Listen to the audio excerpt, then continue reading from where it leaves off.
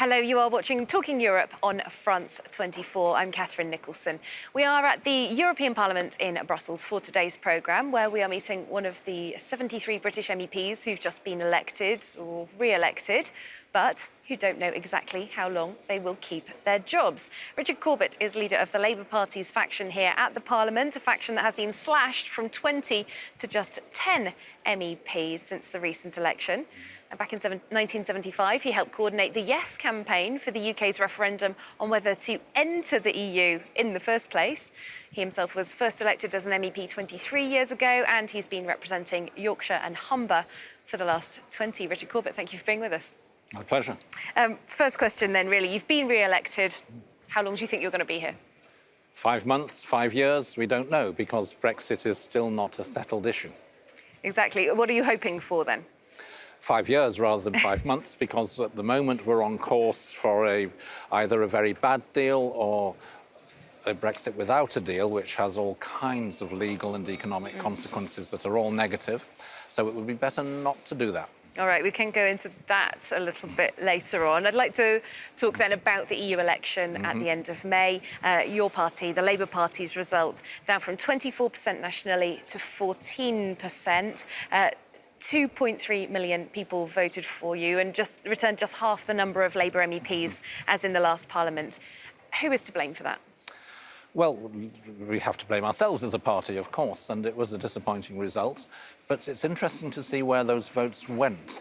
It was predominantly to the Greens and the Liberal Democrats, parties that were criticising us for not being sufficiently clear in our commitment to have another public vote on Brexit. And do you agree with that? I agree that we should have a... has been very unclear. Yes, it wasn't clear enough or not clearly articulated enough, and I think we're now moving to make it very clear that Labour supports having a public vote on any Brexit outcome before we go ahead with it over this precipice. Well, it is interesting that the Labour Party language about another public vote, because it's still not very specific. Another public vote, it could mean a general election, or it could mean a second referendum. Well, we've said a general election or a public vote on the Brexit deal. Would it not be better to pin the party down to one course? Well, as an opposition party, of course you want an election, especially with such a rubbish government. You want to replace it. That's part of the course. Of course you want an election. But on this specific point of what do we do when faced with this course of action before us, how to stop it, legally the British Parliament can stop it, but politically you have to go back to the people. OK, well, the big winners, probably, I think we can say, of the EU election in the UK were the Brexit Party. Oh, I'm not... They came out on top, by far. They won the most seats, but Brexit-supporting parties altogether lost seats in this election, lost votes and lost seats compared to 5 years ago. And the Brexit Party itself, you know, they were hoping to take over the previous UKIP vote, 27% last time, half the Tory vote, because the Tory party's falling apart, and take some votes from Labour. That should easily have reached 45%. They only got 31%. They fell well below what they were hoping for. At the same time, you know, we had the Liberal Democrats coming ahead of Labour, which has been a very minority party, particularly in Europe. I think they only had one MEP prior to this election. The Greens do also seem to have taken a large part of Labour's vote share. Should there perhaps have been some kind of an electoral pact then, if you feel that you're broadly on the same page as these other parties over Brexit? Well, this wasn't a binary referendum. This was a multi-party election, and we might agree with some parties on some things, but not on other things. The Liberal Democrats, remember, propped up a Tory government that introduced some pretty harsh austerity measures not very long ago. The Greens, I'd say we're as green as the Greens on environmental issues, but we also have policies on other issues. So it's not easy also technically and legally to have joint lists in such a situation.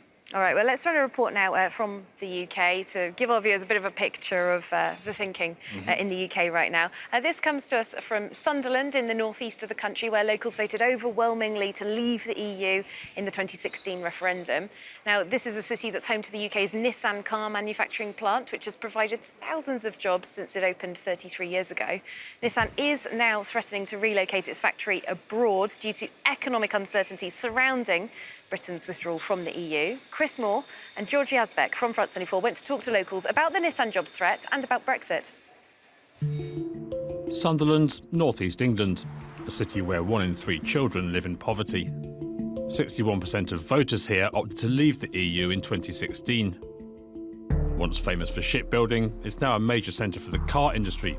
7,000 people work here at Nissan. Neither management nor employees are available for comment during our visit. Taxi driver Michael takes us on a tour of the site. He says the factory's a bedrock of the community. There was very little work in the Sunderland area, and Nissan brought lots and lots of jobs. Not just Nissan, it's also the subsidiaries of Nissan. How many people in Sunderland know someone who works for Nissan? Oh, nearly everybody, I would think. There's more cars, look, on the transporter. Nissan's announced its new X-Trail will no longer be produced in Sunderland as planned, but in Japan. The company is saying the uncertainty surrounding Brexit was part of its reasoning. If Nissan did pull out of Sunderland, it would be a travesty because I think the economy in Sunderland would go down. But Michael doesn't seem that worried and has no regrets over his choice in the referendum. I voted for the Brexit, and I think a lot of my friends all felt the same. We can look after ourselves. We shouldn't have people telling us what to do. Jed was part of the team that bid to bring Nissan to the northeast.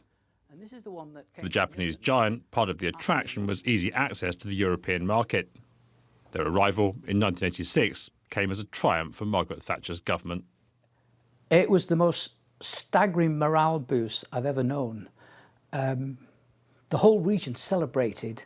These were proper manufacturing jobs. Jed fears the gains of the past could soon be lost if Brexit throws Nissan's future into doubt. He says he's worried for the region.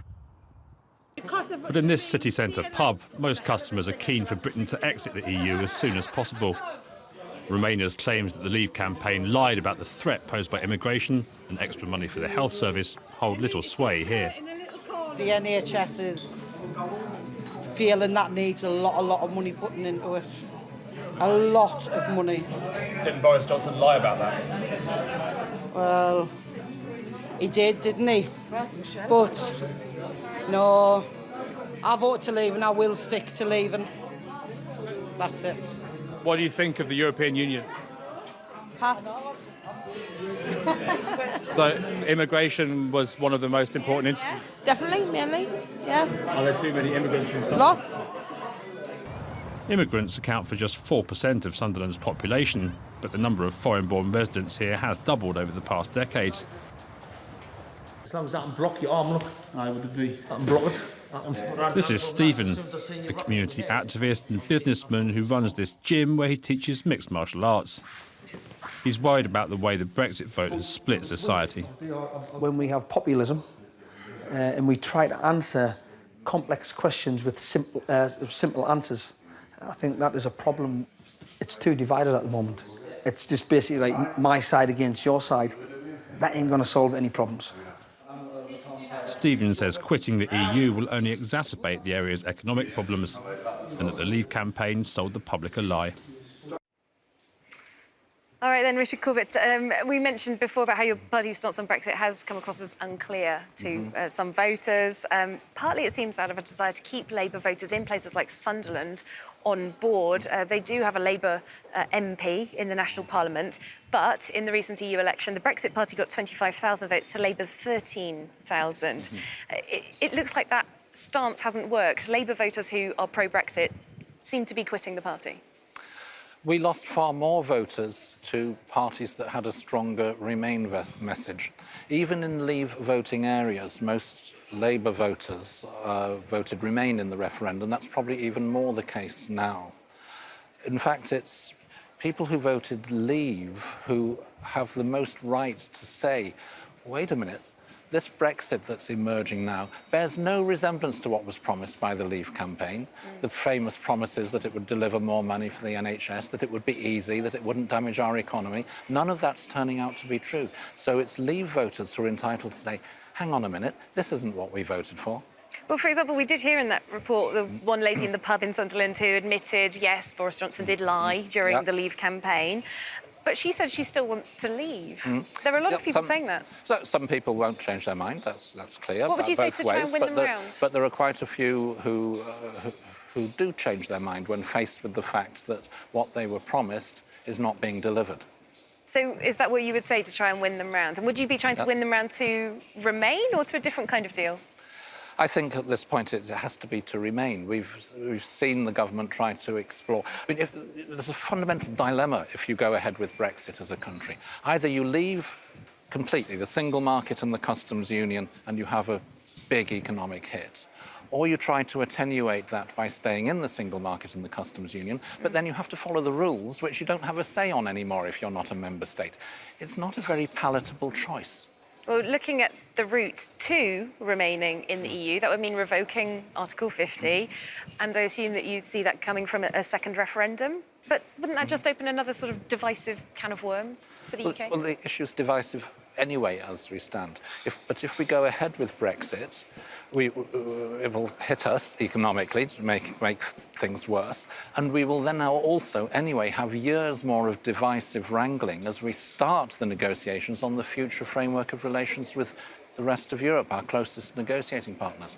All the arguments about customs union, market access, how much you pay, all the rest of it will be argued about endlessly for 3, 4, 5 years. That would be very divisive. Well, currently, no deal is the default of where this whole process is heading. October 31st being the date there, the deadline. If the existing deal isn't ratified, then no deal it is. Now, a Comres poll from June 11th... you can have an extension as well. Well, that's perhaps another question, but as things stand, because the EU would have to validate that request. The Comres poll from June 11th asked people if they agreed Britain should leave the EU on 31st of October without a deal if necessary. 42% agreed, 38% disagreed, 20% said they didn't know. 42% wanting a no deal. That's a big proportion. What would you say to those voters who want a no deal? Well, 42% is well short of 50%. Interestingly, I saw an opinion poll that showed a significant proportion of people who say they want no deal. It's because they think no deal is the status quo, that we just stay as we are, which is not the case. So clearly, in any new referendum campaign, you would have to thrash that out, explain and look into that in detail so that that is more widely understood. Now, of course, you mentioned another possible extension to the Brexit process. I think it's fair in saying that the current extension that we have was kind of slightly dragged out of the EU. Emmanuel Macron was particularly more than hesitant. He was hostile to giving that extension. Do you believe that the EU really would give another extension? That last extension was indeed difficult because that caused problems, legal problems and inconvenience for the EU because it took us past the date of the European elections. You had to revisit the distribution of seats in the European Parliament at the last minute. It was all very inconvenient.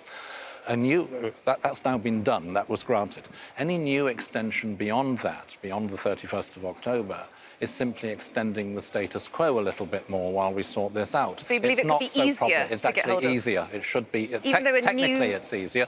Politically, of course, I can understand at this stage people are not going to say, oh, yeah, fine, have another extension. They want Britain to make some decisions. But if it comes to the crunch, they would be willing to give it.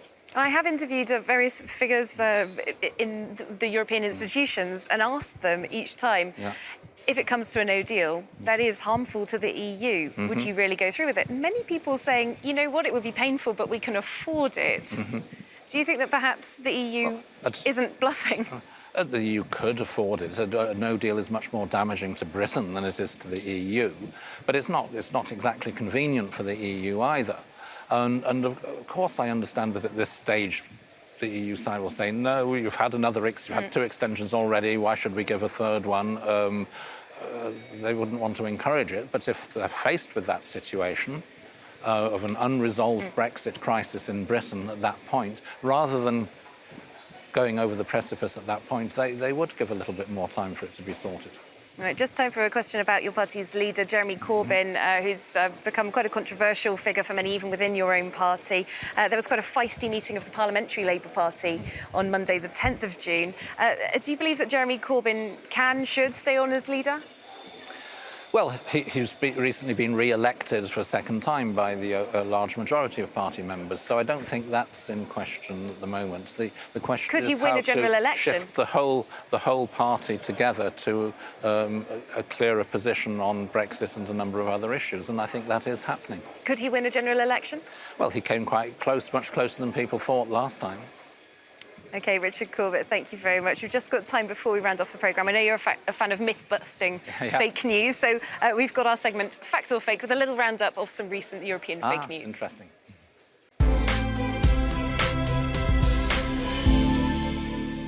Well, there was a panoply of fake news during the European election. Here in France, the map of Europe got redrawn by one candidate, François Asselineau, head of a nationalist pro-Frexit party called the UPR. He showed this map during a televised debate, describing it as a secret map of the European Union, and told viewers it showed a plan to create a United States of Europe where France, Spain and the Netherlands would no longer exist. Well, it's true that the map doesn't show the actual national borders, but it's not an official EU document. It's been attributed to a website called Eurominority.com, dedicated to promoting the rights of European minority communities, and it has no connection to the European Union. It shows a Europe without national borders, but with minority peoples' geographic localisation.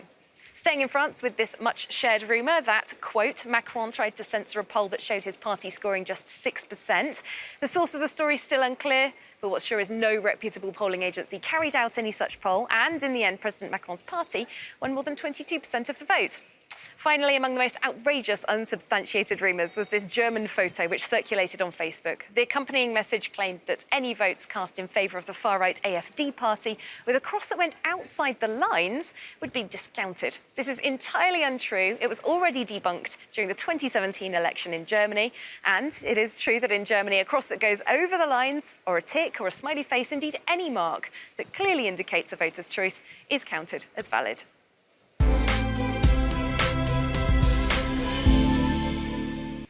Well, that does round off the programme. Richard Corbett, thank you very much for being with us here on Talking Europe. And thank you as well for watching. Hope to see you soon for more European news on France 24.